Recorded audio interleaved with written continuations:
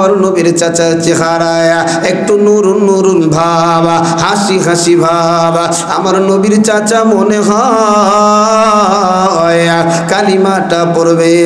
এমন সময় Abu Jahl, Utba, শাইবা, Walid ইবনে মুগীরা এমন সময় আবু তালেবের পাশে হাজির হয়ে গেছে। ওরে যুবক, এর আগেও আবু জাহেলের কাছে উতবা শাইবারা গিয়ে বলছিল, আবু তালেব, তোমার ভাতিজার বাড়াবাড়ি আর ভালো লাগছে না, তারে বন্ধ করো, মানা করো, নইলে কিন্তু তোমার ভাতিজারা শেষ করে দিব। আমার নবীরে তার চাচা এই কথাটা বলে নাই, মুহাম্মদ কষ্ট পাইতে পারে। আবার 3 দিন পরে গোটা আরবের সমস্ত নেতা, সব মানুষগুলো আবু তালেবের কাছে আইসা কয়, আবু তালেব রে, তোমার ভাতিজারে তাড়াতাড়ি আল্লাহর দাওয়াত দেওয়া থেকে ফেরায় রাখো, নাইলে কিন্তু কোন সময় কি হয়ে যায় বলা যায় না। যেই দিন এশার নামাজের পরে আবু তালেব রে এই কথা বলছে, সারাটা রাত আবু তালেব 1 মিনিটের জন্য ঘুমায় না, 1 সেকেন্ডের জন্য ঘুমায় না। আগে আমার গোত্রের লোকেরা এসেছিল, এখন তামাম আরবের লোকেরা এসেছে, আমি তো আমার ভাতিজারা নিয়ে বড় টেনশন করি। আমার নবী বসা, আবু তালেব নবীর কাছে হাজির, ডাক দিয়া কয়, ভাতিজা, দিনের দাওয়াত দিয়ে তো ক্লান্ত হয়ে গেছো, একটু পানিটা খাও। পানিটা খাওয়ার পরে বলে, ভাতিজা, আমি তোমার একটু রিকোয়েস্ট করতে চাই, যেই দাওয়াত দিতেছো কয়েকদিন কেউ একটু বন্ধ করা যায় না। আমার নবী বুঝতে পেরেছেন আমার চাচার উপরে কেউ মনে হয় প্রেসার কি করেছে। ডাক দিয়া কয়, চাচা, কেউ কি আপনারে কিছু বলেছে? বলে, হ্যাঁ ভাতিজা, গোটা আরবের মানুষেরা এসেছিল। আমার নবীর বুঝতে বাকি না। আমার নবী ডাক দিয়া কয়, চাচা গো, আপনি আমারে আপনার জীবনের চাইতে বেশি ভালোবাসেন, আমি জানি। আপনি আপনার ভালোবাসা থেকে বলছেন, ভাতিজা, এই জায়গা থেকে সহিরে আসো, নয় বেঈমানরা তোমারে ক্ষতি করে ফেলতে পারে। চাচা, কানটা খুলে শুনে না, তাম দুনিয়াটা যদি আমার পক্ষ থেকে দূরে সরিয়া যায়, এরপরেও ওই আল্লাহর একাত্মবাদ থেকে এক চুল পরিমাণও আমি লড়ব না। আমার নবীর চাচা মুমূর্ষ অবস্থায় নবী কালিমার দাওয়াত দেয়, ও চাচা একটু কালিমাটা পড়ে না। জীবনে কত আদর যত্ন দিয়ে এই শরীরটারে পাললেন, এই গালে কত খাওয়ায়া দিলেন। আপনি যদি কালিমা না পড়েন আপনি জাহান্নামে জ্বলবেন। আমি ভাতিজা কেমন করে আপনার জাহান্নামে চলাটা দেখব। আমার নবী কালিমা, নবীর চাচা পূর্বে পূর্বে বাবা। এমন সময় উতবা শাইবা আয়েশা কয়, এ আবু তালেব, সেই জামানায় আয়েশা ভাতিজার কাছে পরাজিত হইয়া কাপুরুষ হইয়া মরবি। আজীবন আরবের মানুষেরা বলবে আবু তালেব একজন কাপুরুষ ছিল। এমন সময় আবু তালেব ডাক দিয়ে কয়, ভাতিজা, তোমার ধর্মই সত্য, তোমার ধর্মের কোনো ভুল নাই, কিন্তু আমি তোমার ধর্ম গ্রহণ করতে পারি না। ওরে যুবক, এই কথা যখন বলতে দেরি হয়, আবু তালেব দুনিয়া থেকে বিদায় হইতে দেরি হয় না। আমার নবীর কান্নার আওয়াজ আমার আল্লাহ আমার নবীরে জানাইয়া দেয়, ইন্নাকা লা তাহদি মান আহবাবতা ওয়ালাকিন্নাল্লাহা ইয়াহদি মান ইয়াশা। আল্লাহ বলে, নবী গো, আপনি যারে মন চায় তারে হেদায়েত দিতে পারবেন না। হেদায়েতের মালিক হলাম আমি আল্লাহ। হেদায়েতের মালিক কে? মুসলমানি بود گردن نهادن عنان خود بدست خاز دادن مسلمانی بود گردن نهادن عنان خود بدست خاز دادن گرب و صورت আদমে ইনসা বুদে আহমদ আবু জাহল হামেক সাবুদে আদমিরা आदमियत लाज़िमास औदरागर बोना बाशद है समाज जोरे जोरे पढ़ी मरहबा अल्हम्दुलिल्लाह रब्बुल इज्जत वल जलालेर निकट लाखो कोटी शुक्रिया जे अल्लाह पाक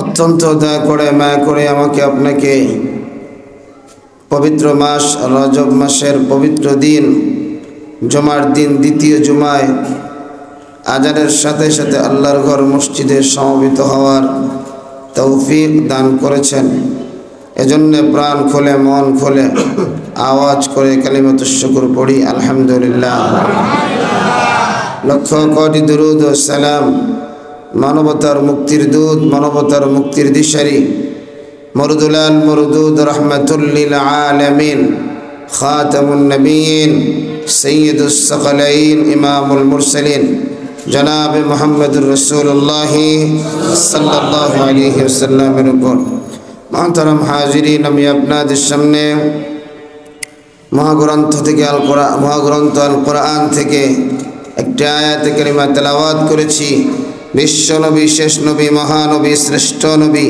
सल्लल्लाहु अलैहि वसल्लमेर असंख्य अगणित हादिस থেকে একটি হাদিস পাঠ করেছি তেলাওয়াতকৃত আয়াত এবং হাদিসের আলোকে ইখলাস ও আমলের নিয়তে আল্লাহ পাক আমাকে আপনাকে কিছু কথা বলবার এবং ধৈর্য ধারণ করে শুনবার তৌফিক দান করুন সকলে পড়ি আমিন আমিন আমার বন্ধুগণ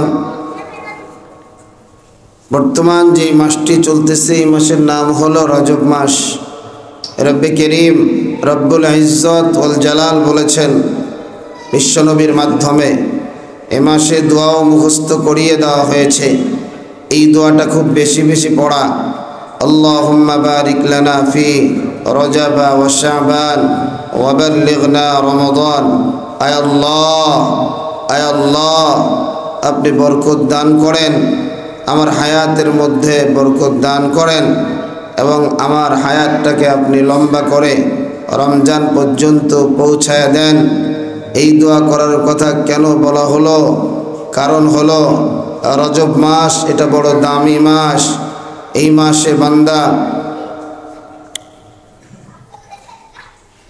তার শরীরের মধ্যে যত ধরনের গুনাহ আছে চাই সেটা জিসমানি গুনাহ চাই সেটা রুহানি গুনাহ চাই সেটা বাহ্যিক চাই সেটা উচ্চ চাই সেটা প্রকাশ অথবা গোপন সমস্ত গুনাহ থেকে নিজেকে বিরত রাখবে এজন্য উলামায়ে কেরাম এই মাসের নাম দিয়েছে হলো চাষাবাদ করার মাস শাবান মাসের নাম দিয়েছে হলো ফসল বীজ বপন করার মাস রমজান মাসের নাম দিয়েছে রমজানের মধ্যে ফসলগুলা ঘরে তোলার মাস সুবহানাল্লাহ আল্লাহ রাব্বুল আলামিন এই দোয়ার মাধ্যমে আল্লাহ পাক বুঝাইতে চাই রে গোলাম আমি তোর হায়াত নামক একটা বিশাল দৌলত দান করলাম যা একবার গেলে দ্বিতীয়বার আর আসে না দ্বিতীয়বার আর আসে না আল্লাহ পাক এতগুলো মাখলুক সৃষ্টি করেছেন মাখলুকগুলোর ভিতরে আল্লাহ পাক আমাকে আপনাকে বলেছেন ওয়ালাকাদ কাররামনা বনি আদম আল্লাহ বলে আমি আদম সন্তানকে বড় দামি করে বানাইলাম আমি আমার বান্দা বান্দিরে বড় সম্মান দিয়ে বানাইলাম বলে এই বান্দা বান্দির সম্মান কত এরা যদি ইমানদার হয় এদের দাম কত নবীর মাধ্যমে জানায় দেয়। আমি জান্নাতের ভিতরে আমার বান্দাদের যে হুরগুলা দিব ওই হুরের মাথায় একটা ওড়না থাকবে, ওই ওড়নাটার যেই পরিমাণ মূল্য এমন একটা কেন 60টা দুনিয়া বিক্রি করলেও সেই পরিমাণ দাম দুনিয়ার হবে না। তাহলে আল্লাহ পাক জান্নাতে এত নিয়ামত দিবেন, এত হাজার হাজার লক্ষ লক্ষ নিয়ামত দিবেন। একটা হুরের মাথার যে একটা ওড়নার দামের পরিমাণও এই দুনিয়ার দাম নাই। এজন্যই তো নবী আমার জানাইয়া দেয়, আল্লাহ আমার নবীর মাধ্যমে জানায় দেয়, এ আমার গোলামেরা কানটা খুলে শুনে নাও, যদি এই দুনিয়াটাকে আমি মশার ডানা পরিমাণ মূল্যবান মনে করতাম, দাম দিতাম, তাহলে দুনিয়ার এক ঢোক পানিও আমি আল্লাহ বেঈমানদেরকে খাওয়াইতাম না। সুবহানাল্লাহ, জোরে বলেন সুবহানাল্লাহ। তাইলে আল্লাহ রাব্বুল আলামিন ইমানদারকে কত দামি করে বানাইছে। ফেরেশতাদের থেকেও ইমানদার দামি। সুবহানাল্লাহ।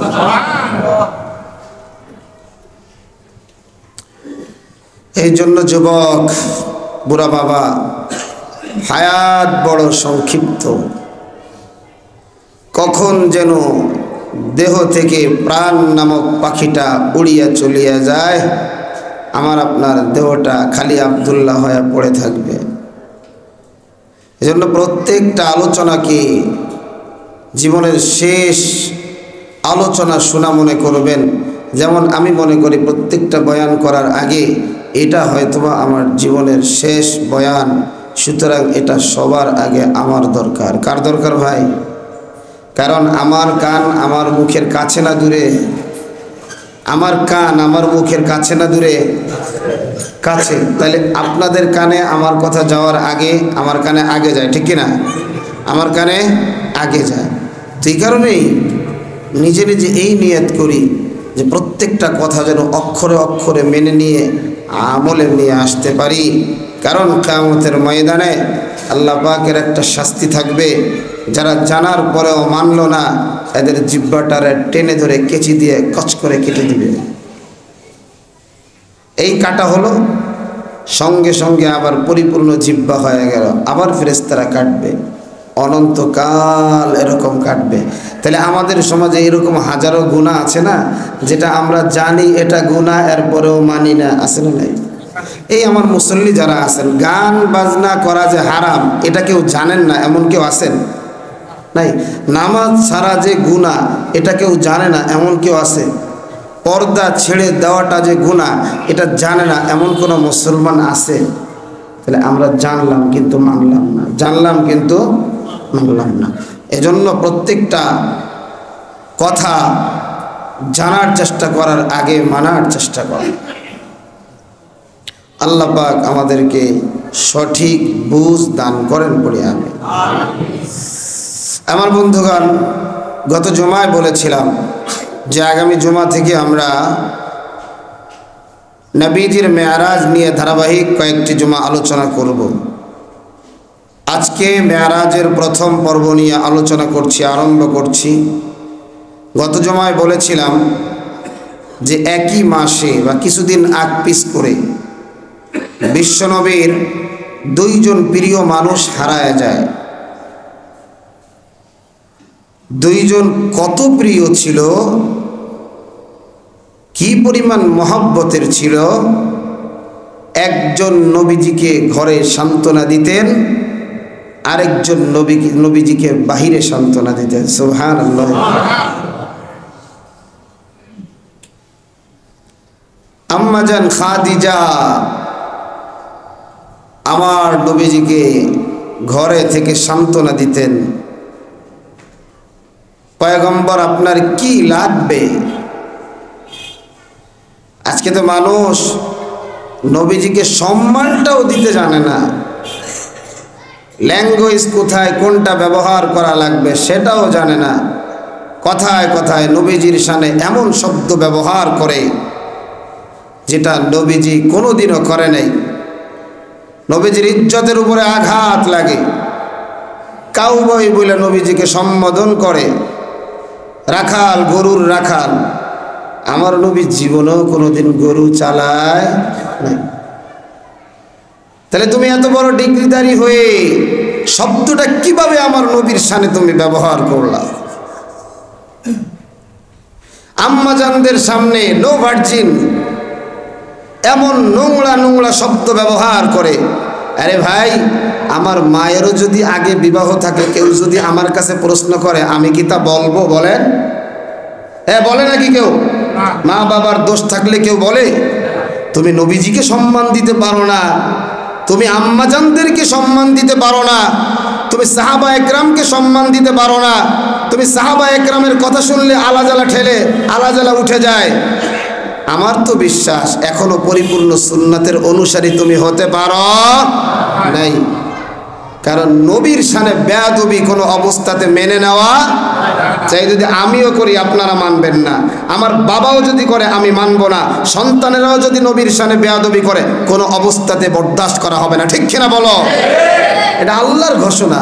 আল্লাহ কয়, নবী আমারে যদি কেউ গালি দেয় নো প্রবলেম, আমার নামাজ পড়ে না নো প্রবলেম, কিন্তু আপনার উপরে যেই আঙ্গুল তুলবে আমি আঙ্গুলটা টেনে হেসে ছিঁড়ে ফেলবো। ঠিক কিনা বলেন? ইতিহাস ঘেটে দেখেন, আল্লাহ নবীরে বলছে উতুল্লিম বাদা যালিকা জানিম। আয়াতের তাফসীরের ভিতরে আসছে আল্লাহ নবীরে একজন কইছে তুই জারদ সন্তান। আমার নবীকে বলছে, নাউজুবিল্লাহ বলেন। নবীজির মনটা বড় খারাপ, আমারে জারদ সন্তান বলছে, মনটা খুব খারাপ। আল্লাহ জিবরাইল গায়ে, জিবরাইল দাওয়াস না, আমার বন্ধু মন খারাপ, তাড়াতাড়ি যা। জিবরাইল এসে কয় উতুল্লিম বাদা যালিকা জানিমা, ও পয়গম্বর আপনি জারজ না, যে আপনারে জারজ সন্তান বলছে মূলত সেই হলো জারদ সন্তান। আল্লাহু আকবার। নবী যখন এই কথা কইছে অর্থ মেজাজ গরম, যেই মোহাম্মদের বিরোধিতা যদিও করি, মোহাম্মদ কোনোদিন মিথ্যা কথা বলে না। দৌড়ায় গেছে মার কাছে, মা তাড়াতাড়ি ক আমি নাকি বলে জারদ সন্তান। কয় কেডা কইছে? কয় মোহাম্মদ কইছে। মার কাছে যখন মোহাম্মদের কথা বলছে থমকে দাঁড়ায়, কাহা তোর বাবা ব্যবসা করতে গেছিল, আমি রাখালের সাথে এই কামটা করছিলাম। এজন্য ভাই নবীর শানে কথা বলার আগে পায়ে ধরে বলি, 1000 বার চেষ্টা করে চিন্তা করে কথা বলবেন। আজকে যা মন চায় তাই বলে ফেলতেছে, মনে হয় এদের কাছে পানি ভাত। অথচ সাহাবা একরাম নবীর সামনে কোনোদিন কথা বলে নাই। সাহাবা একরামকে প্রশ্ন করছে, এই জানো ঈমান কাকে বলে? তারা বারবার নবীজি থেকে শুনেছেন। এরপরে বলে, ইয়া রাসূলুল্লাহ, আল্লাহ এবং তার রাসূল ভালো জানে। সুবহানাল্লাহ পড়বেন। এজন্য ভাই এতাআতের নাম হলো ইসলাম, মানার নাম ইসলাম। ইসলামী রাষ্ট্র কায়েম করতে চাও, রাষ্ট্রে ইসলামী হুকুমত প্রতিষ্ঠিত করতে চাও, তোমার মুখে দাড়ি নাই, গায়ে লম্বা জামা নাই, মাথায় নবীর সুন্নাত নাই, আল্লাহর কসম বললেও ভুল হবে না, জিন্দেগিতে রাষ্ট্র ইসলাম তোদের মাধ্যমে কায়েম হবে না। ঠিক কিনা বলো? কারণ সাহাবা একরামরে দেখো, নবীজিকে দেখো, নবীজির কথা অক্ষরে অক্ষরে সাহাবা একরাম মেনেছেন। এরপরেই তো মদিনায় সোনার একটা রাষ্ট্র আল্লাহ উপহার দিয়েছেন। ঠিক কিনা বলেন? সুন্নত ছেড়ে দিয়ে সুন্নতকে অবহেলা করো, মন চাইলেই সুন্নত মানো, মন চাইলেই মানো না, এমন ধরনের কথা বললে তুমি এড়ায়া যাও, তুমি খাঁটি আশেক নবীর উম্মত এখনো হতে পারো। আমি তো মনে করি শেষ জামানায় নবীকে যেমন করে মোহাব্বত করে সাহাবারা জীবন দিয়েছেন, আমরা যদি নবীজিকে মহব্বত করে, একটা নবীজিকে তো আর নাই, নবীজি তো চলে গেছেন, তার একটা সুন্নতকে মহব্বত করে যদি জীবন দিতে পারি, আল্লাহ রাসূলের সাথে হাসর হবে কি হবে না? এক কথা বলেন। আমার কথা না, আমার বানানো কথা না, আমার নবী জানাইয়া দেয়, মান আহাব্বা সুন্নতি ফাকাদ আহাব্বানি, যে আমার সুন্নাতকে ভালোবাসলো সে আমি নবীকে ভালোবাসলো। সুন্নাতরে ভালোবাসা মানে সুন্নতরে এরকম আঁকড়ায় ধরবেন না, না না, সুন্নত অনুযায়ী জীবন যাপন করবে না। আল্লাহর নবী জানাইয়া দেয়, যে আমার সুন্নাতকে ভালোবাসলো সে আমাকে ভালোবাসলো। ওমান আহাব্বানি কানা মাই মাই মাই ফিল জান্নাহ, আর যে আমাকে ভালোবাসলো কিয়ামতের ময়দানে আমি নবীর সাথে জান্নাতি হয়ে যাবে। সুবহান। এজন্য আগেও একদিন বলেছি যে আল্লাহ রাব্বুল আলামিন একদিন যখন নবীর মাধ্যমে জানায়া দিলেন আল মারউ মা মান আহাব্বা, যে যাকে মহব্বত করে তার সাথে তার হাসর হবে, এই কথা জানার পরে সাহাবা একরাম এই পরিমাণ খুশি হয়েছেন, জিন্দিগিতে এত খুশি সাহাবা একরাম হয় নাই। সুবহানাল্লাহ পড়ে। কারণ টাকা পয়সা না থাকলেও ভালোবাসার পুঁজি সাহাবা একরামের ছিল কি ছিল না? জোরে বলেন, ছিল কি ছিল না? আজও যদি আমরা নবীজিকে কলিজা দিয়ে ভালোবাসি, বলেন নবীজির সুপারিশ আমাদের উপরে আসবে কি আসবে না? আরো জোরে বলেন, আসবে কি আসবে না? এজন্য ভাই নবীজিকে মহব্বত করো, নবীকে ভালোবাসো, নবীকে কটাক্কা কইরা কোনো কথা বইল না। আরে হাজার হাজার ওলামা একরামও গুমরা হয়ে গেছে, তাফসীর লিখেছেন কোরআনের তাফসীর, এরপরেও মুরতাদ হয়ে মারা গেছে শুধুমাত্র ইজ্জত না থাকার কারণে। সব বাদ। যেই মিস্টার ইবলিস কি আল্লাহর বন্দেগী কম করছে? কথা বলেন। আসমানের একটা জায়গাও নাই যেখানে ওর সাজদা নাই, কিন্তু যখন আল্লাহর সাথে পাল্লা দিছে তখনই সব কি হয়ে গেছে ভাই? যারা বলেন। এই জন্য আমার মায়ের নবী মেরাজ কোন বছরে হয়েছে, কোন মাসে হয়েছে, এইটা নিয়ে ইখতিলাফ আছে। কেউ কেউ বলেন আমার মায়ের নবীর নবুয়তের 11 বছরে মেরাজ হয়েছে, কেউ কেউ বলেন হিজরতের 6 মাস আগে, 1 বছর আগে, 2 বছর আগে, 3 বছর আগে মেরাজ হয়েছেন। কারণ আমার মায়ের নবীকে আমার আল্লাহ তার বাড়িতে ডেকে নিয়েছেন। আমার নবীর 2 জন প্রিয় মানুষ ইন্তেকাল করে যায়। একজন হলো আম্মা জান খাদিজা। খাদিজার সাথে আমার নবীর বিবাহ হয়ে যাওয়ার কারণে আমার নবী যখন 40 বছরের নবুয়ত পায়া যায়, এর নবী জিবরাইল দেখা, জিবরাইল আমার নবীর জড়াই ধরছে। 1 বার 2 বার 3 বার আমার নবীর শরীরটা গরম হয়ে গেছে, আমার নবীর হৃদয়টা কম্পন সৃষ্টি হয়ে গেছে। কারণ ওহির ভার বড় ভার, ওহি যখন নাজিল হইতো আমার নবীর কপালটা ঘেমে যাইত, আমার নবী দুর্বল হয়ে যাইতেন। ওরে যুবক, সর্বপ্রথম যেদিন ওহি নাজিল হয় আমার নবী দৌড়ায় যায়, ও খাদিজা জাম্মিলুনি জাম্মিলুনি, আমারে কম্বল দিয়ে ঢাইকা দাও, আমার শরীর বড় জ্বর, এমনটা মনে হইতেছে। আরে যুবক, আমার নবীরে আল্লাহ পাক কম্বলওয়ালা বইলাও ডাকে, আমার নবীরে আল্লাহ বলে ইয়া আইয়ুহাল মুদ্দাসসির। আল্লাহু আকবার। আমার নবীরে মজা কইরা কইরা ডাকে, আমার নবীরে আমার আল্লাহ ডাকে ইয়া আইয়ুহাল মুজাম্মিল, আমার নবীরে আমার আল্লাহ ডাকে ইয়াসিন। আরে আশিক আর মাশুকের খেলা, আর যে যাকে ভালোবাসে সে তো তাকে সব সময় খুঁজে, সে তো তাকে সব সময় পাইতে চায়। আমার নবী আম্মা জান খাদিজারে বলে, ও খাদিজা আমারে কম্বল দিয়া ডাইকে ধরো। খাদিজা ডাইকে ডাইকে বলে, পয়গম্বর ব্যাপারটা তো বুঝলাম না। বলে আমি যেই জায়গায় ধ্যান করি ওই জায়গায় আজকে বিশাল একটা দেহের অধিকারী একজন আল্লাহর সৃষ্টি এসেছে, আমাকে জড়াই ধরেছে, এমন এমন কিছু করেছে, তাড়াতাড়ি ডাইকা দাও, আমার মনে বড় ভয়। খাদিজা মুস্কি মুস্কি হাসে। সুবহানাল্লাহ। আরো জোরে কয় না? আম্মা জান খাদিজা মুস্কি মুস্কি হাসে আর কয়, পয়গম্বর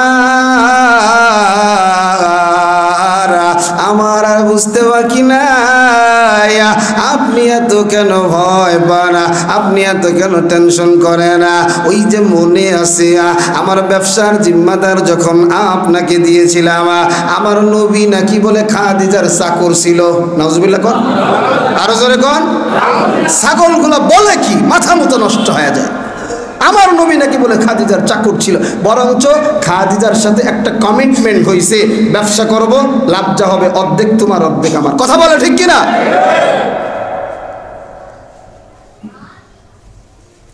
মাথাটাই নষ্ট। আল্লাহ হেদায়েত দান করুন, পড়ি আমিন।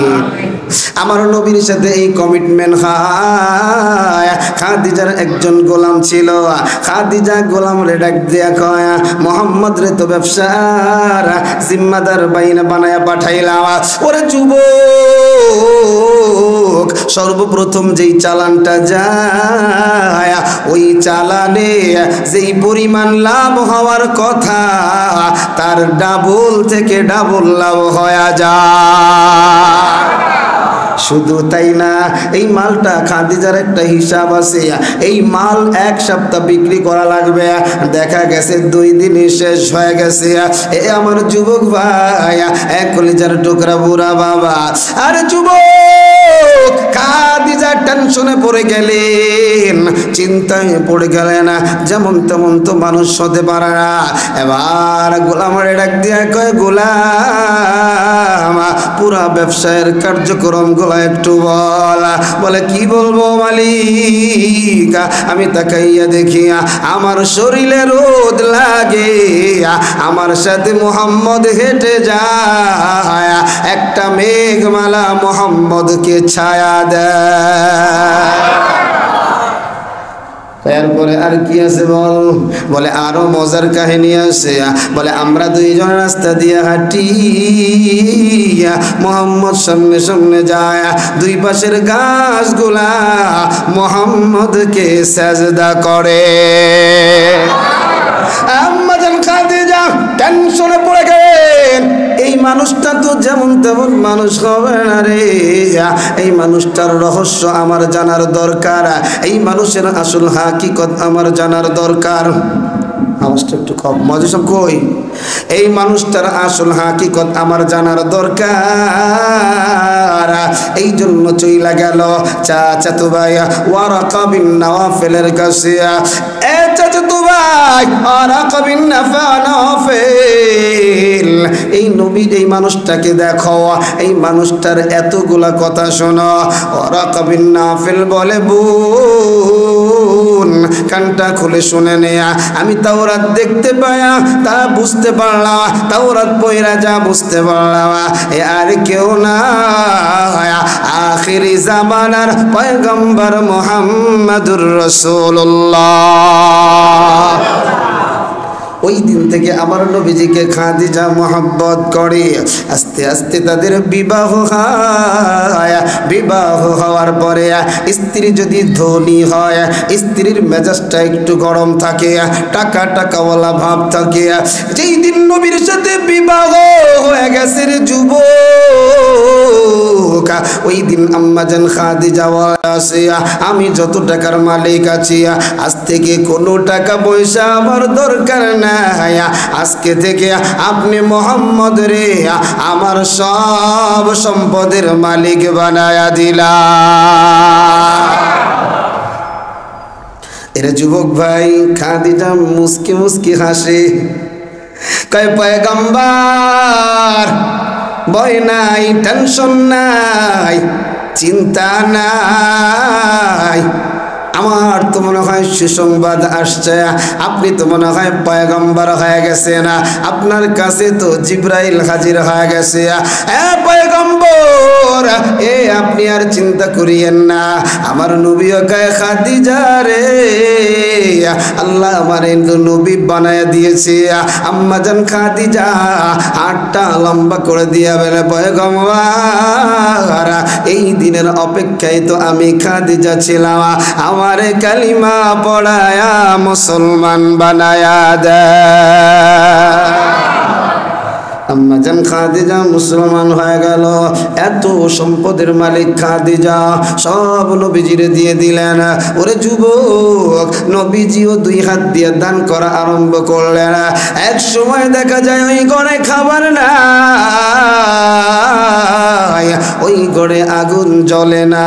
এর যুবক এই খাদিজা, এজন্যই তো স্ত্রীকে অর্ধাঙ্গিনী বলা হয়। আল্লাহ পাক বলেছেন স্বামী স্ত্রীর পোশাক, এই স্ত্রী ও স্বামীর পোশাক। স্বামীর বিপদে স্ত্রী, স্ত্রীর বিপদে স্বামী।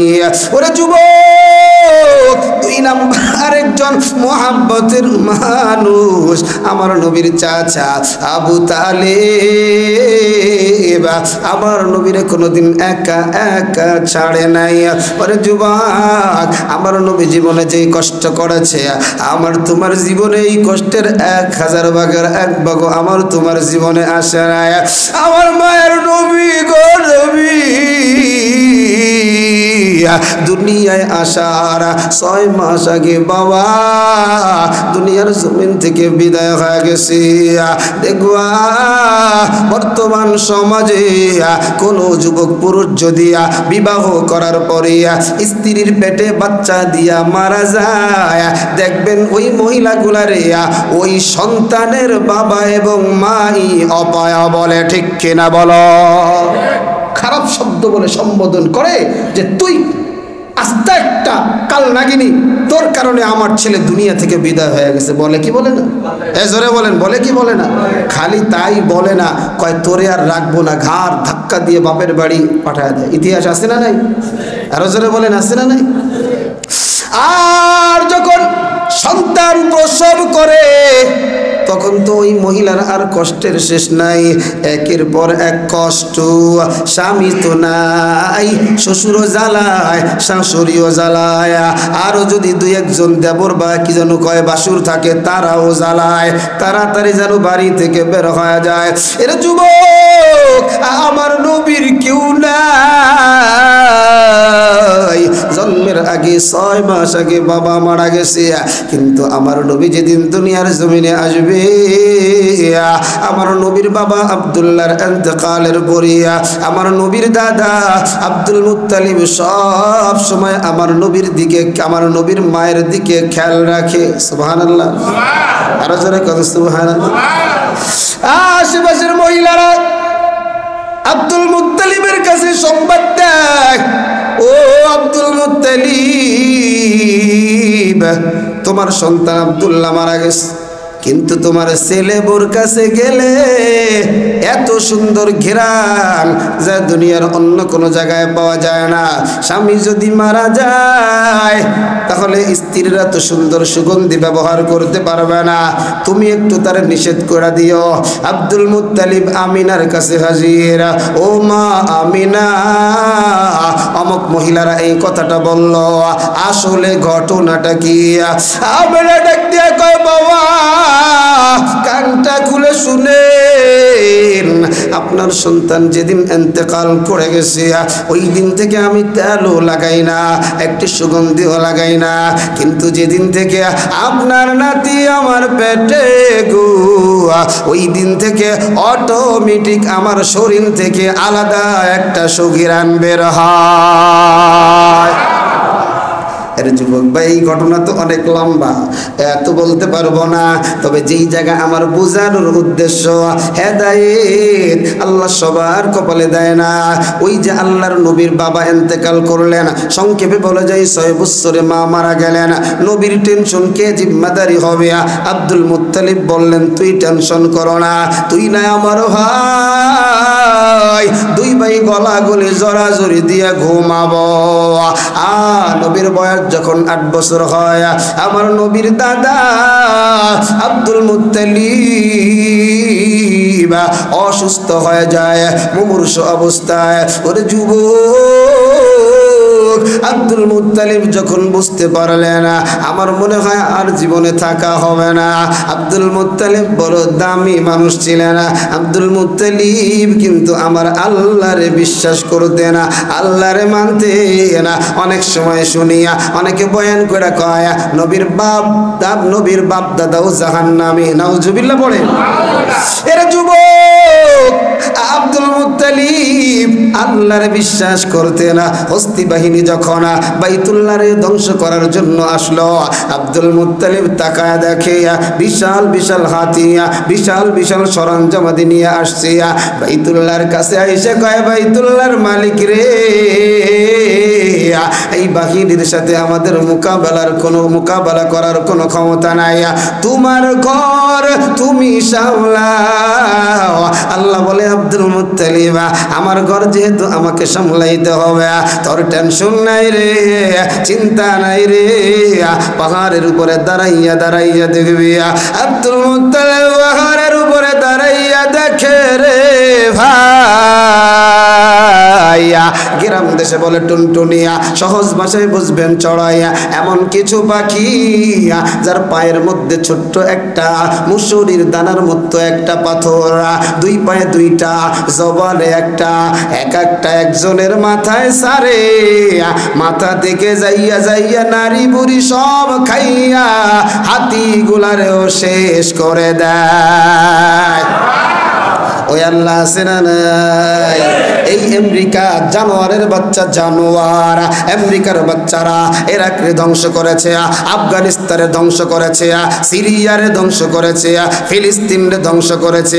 আল্লাহর মার দুনিয়ার বার আল্লাহ এমন আগুন জ্বালাইছে, আমেরিকার বাপ দাদার 14 গোষ্ঠীর নিবানোর ক্ষমতা নাই। ঠিক কিনা বলো?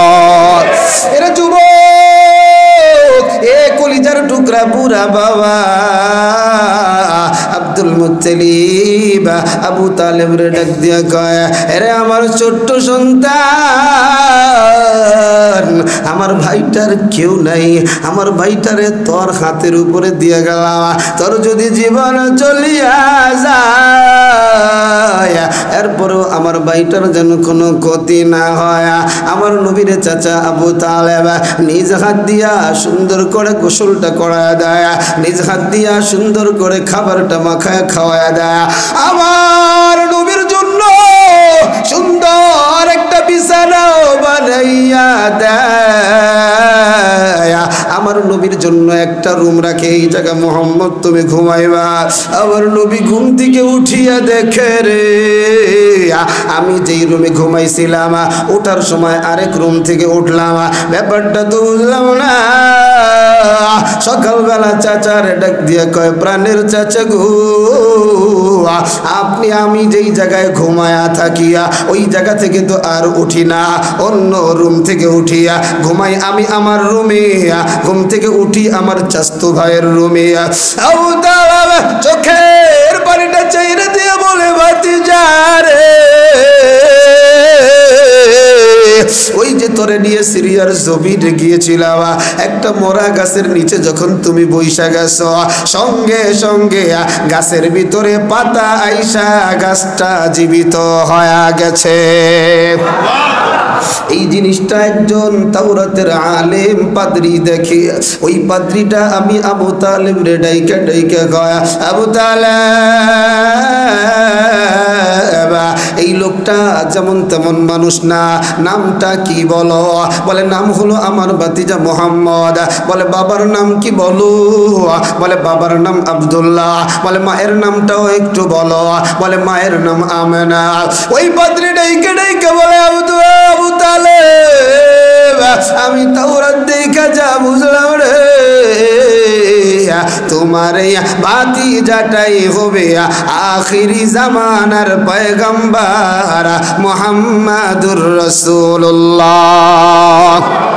সুতরাং তুমি তারে হেফাজত কইরু, তারে মারার জন্য বহুত ইহুদিরা প্রস্তুত আছে। ওই তাওরাতের আলেম উনিও একজন ইহুদি। এরপরেও আসল কথাটা যখন জানাইয়া দেয়, এবার চাচা কান্না করে আর বলে, ও ভাতিজা, আমার বাবা তোমার অভিভাবক আমার বানায় দিয়ে গেছে, আমার মনে বড় ভয়, কোন সময় যেন বেঈমানেরা তোমার আইসা মাইরা ফালায়। এই জন্য তুমি তোমার ঘরে যখন ঘুমাও, তোমার গভীর রাত্রে কোলে কইরা আমার সন্তানের ঘরে তোমার সরায় শোয়া দেয়া, আর আমার সন্তানটারে তোমার কাপড়ায় ঘুমায় দেয়া।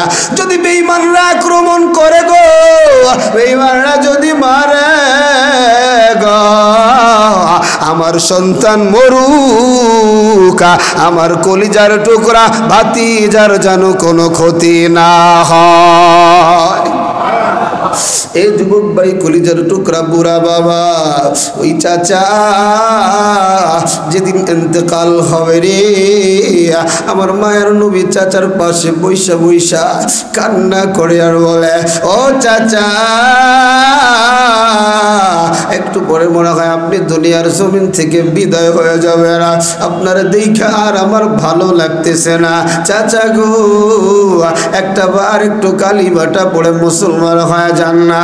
আপনি যদি খালি লা ইলাহা ইল্লাল্লাহ পড়ে না, কিয়ামতের কঠিন ময়দানে আমি ভাতিজা আপনার জন্য সুপারিশটা করে নিব।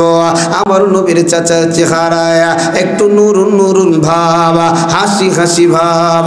আমার নবীর চাচা মনে হয় কালিমাটা পড়বে। এমন সময় আবু জাহল, উতবা, শাইবা, ওয়ালিদ ইবনে মুগীরা এমন সময় আবু তালেবের পাশে হাজির হয়ে গেছে। ওরে যুবক, এর আগেও আবু জাহেলের কাছে উতবা শাইবারা গিয়ে বলছিল, আবু তালেব তোমার ভাতিজার বাড়াবাড়ি আর ভালো লাগছে না, তারে বন্ধ করো, মানা করো, নইলে কিন্তু তোমার ভাতিজারা শেষ করে দিব। আমার নবীরে তার চাচা এই কথাটা বলে নাই, মুহাম্মদ কষ্ট পাইতে পারে। আবার 3 দিন পরে গোটা আরবের সমস্ত নেতা সব মানুষগুলো আবু তালেবের কাছে আইসা কয়, আবু তালেব রে, তোমার ভাতিজারে তাড়াতাড়ি আল্লাহর দাওয়াত দেওয়া থেকে ফেরায় রাখো, নাইলে কিন্তু কোন সময় কি হয়ে যায় বলা যায় না। যেই দিন এশার নামাজের পরে আবু তালেব রে এই কথা বলছে, সারাটা রাত আবু তালেব 1 মিনিটের জন্য ঘুমায় না, 1 সেকেন্ডের জন্য ঘুমায় না। আগে আমার গোত্রের লোকেরা এসেছিল, এখন তামাম আরবের লোকেরা এসেছে, আমি তো আমার ভাতিজারা নিয়ে বড় টেনশন করি। আমার নবী বসা, আবু তালেব নবীর কাছে হাজির, ডাক দিয়া কয়, ভাতিজা দিনের দাওয়াত দিয়ে তো ক্লান্ত হয়ে গেছো, একটু পানিটা খাও। পানিটা খাওয়ার পরে বলে, ভাতিজা আমি তোমার একটু রিকোয়েস্ট করতে চাই, যেই দাওয়াত দিতেছো কয়েকদিন কেউ একটু বন্ধ করা যায় না। আমার নবী বুঝতে পেরেছেন আমার চাচার উপরে কেউ মনে হয় প্রেসার কি করেছে। ডাক দিয়া কয়, চাচা কেউ কি আপনারে কিছু বলেছে? বলে, হ্যাঁ ভাতিজা, গোটা আরবের মানুষেরা এসেছিল। আমার নবীর বুঝতে বাকি না। আমার নবী ডাক দিয়া কয়, চাচা গো, আপনি আমারে আপনার জীবনের চাইতে বেশি ভালোবাসেন আমি জানি। আপনি আপনার ভালোবাসা থেকে বলছেন, ভাতিজা এই জায়গা থেকে সহিরে আসো, নয় বেঈমানরা তোমারে ক্ষতি করে ফেলতে পারে।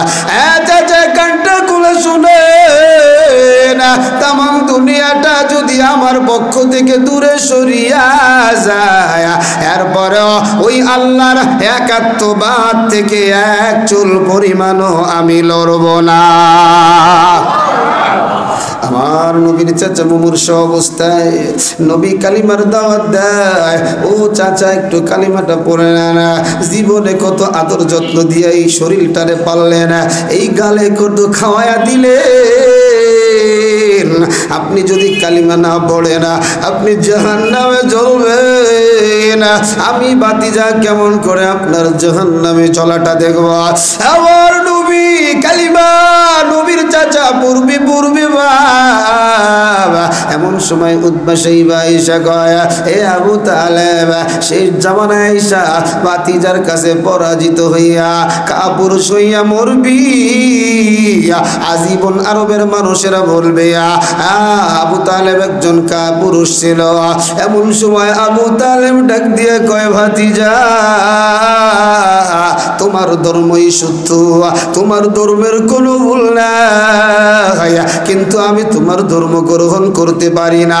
ওরে যুবক, এই কথা যখন বলতে দেরি হয়, আবু তালেব দুনিয়া থেকে বিদায় হইতে দেরি হয় না।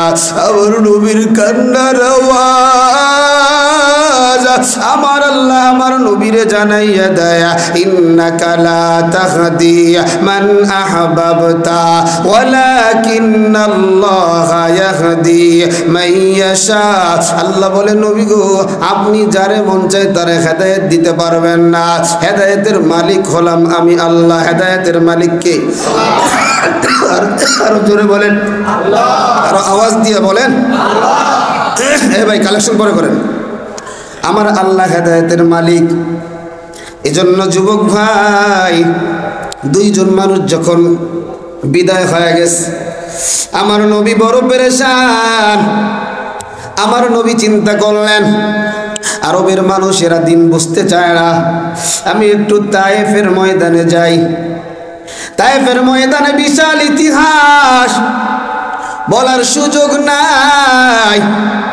তায়েফে নবী রক্ত ঝরাইছে।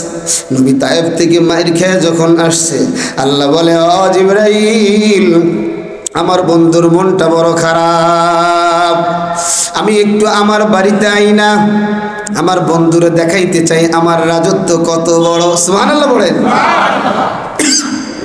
বন্ধু বন্ধুরে বাড়িতে নিয়ে বন্ধুর রাজত্বটা দেখাবে, রাজত্বটা কত বড়। এজন্য আল্লাহ পাক দুইজন ফেরেশতা পাঠায় দিলেন, জিবরাইল ও মিকাইল। আমার নবী তার চাচাতো বোন উম্মে হানির ঘরে শায়িত ছিলেন। জিবরাইল আইসা জিবরাইলের ঠান্ডা পাখাটা নবীরে ডাক দেয় নাই। জিবরাইলের ঠান্ডা পাখাটা আমার নবীর পায়ের সাথে যখন ধরছে, নবী তাকায় পড়ছে। সুবহানাল্লাহ বলেন। আরে নবী তাকাইয়া দেখে দুই পাশে দুইজন। কিরে তোমরা? কয় ইয়া রাসূলুল্লাহ, আল্লাহ তো আপনাকে সংবর্ধনা দেওয়ার জন্য আমাদের দুইজনকে পাঠাইছেন। সুবহানাল্লাহ। ঢুকলা কোন জায়গা দিয়ে? দরজা বন্ধ, জানালা বন্ধ। ইয়া রাসূলুল্লাহ, ফেরেশতাদের ঢোকার জন্য কোনো দরজা জানালার প্রয়োজন হয় না। সুবহানাল্লাহ বলেন।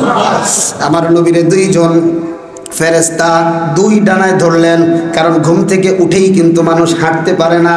সুন্দর করে ধরলেন, ধইরা হাতিমে কাবার ভিতরে নিয়ে গেলেন। হাতিমে কাবার ভিতরে মানে যেটা কাবার অংশ, এই জায়গায় নবী কিছু সময় বসলেন।